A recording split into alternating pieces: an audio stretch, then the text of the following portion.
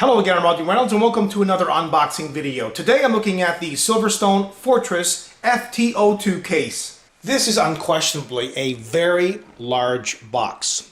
The case itself weighs in at 15 kilograms, over 30 pounds. So this case box is humongous. The box itself has all kinds of information on it about the product, features, specification, as well as pictures. You can see that information all around the box. And this box even comes with handles. Thankfully, this box doesn't have a lot of major damage. And that's refreshing because many of the very large case boxes that I receive are damaged. And sometimes it's huge. There's massive holes in the box for some reason. Now I've mentioned this to the courier company, so maybe they are getting it. And I'm sure a lot of other people complain about this as well. Since this box is so large, I'm going to open it from the bottom. Remember, when cutting a product, not to cut too deep because you could damage the product inside the box.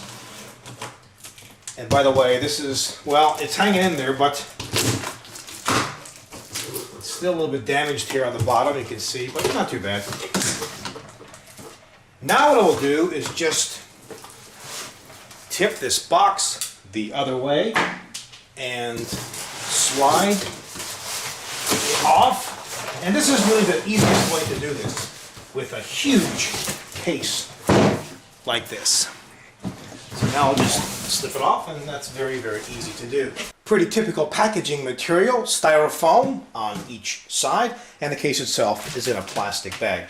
Now they also include a box here, and I would imagine that they include a number of things like a power fan adapter, Velcro tie down, some other tie downs, a solid state drive adapter, screws, motherboard standoffs, and a user's manual.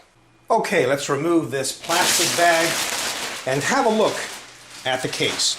See, as I mentioned, this case is massive, therefore the massive box. I wasn't kidding, right? It has a huge window. This case is very long, as you can see.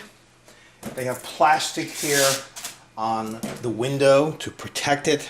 Now let me have a really quick peek at this case. Here's the power button, reset button, LEDs, 2 USB ports, audio port, lots of ventilation at the top, and this top section is removable. At the front, there's a number of 5 1/4 inch drive bays. Along the bottom, there's a space so the fans can pull in cool air. At the back is a removable filter. What's normally at the back of most cases is at the top of this case. You've got the expansion slots, a fan, place to install a standard ATX power supply. Inside of the case, there are 3 massive fans at the bottom, dust filters for each of these intake fans, also acoustic foam on the left and right side panels, the front and the back of the case, as well as a huge hole in the motherboard tray for the cooler's retention plate, also lots of cable management holes and drive bays. I'll have much more on this case in an upcoming video review.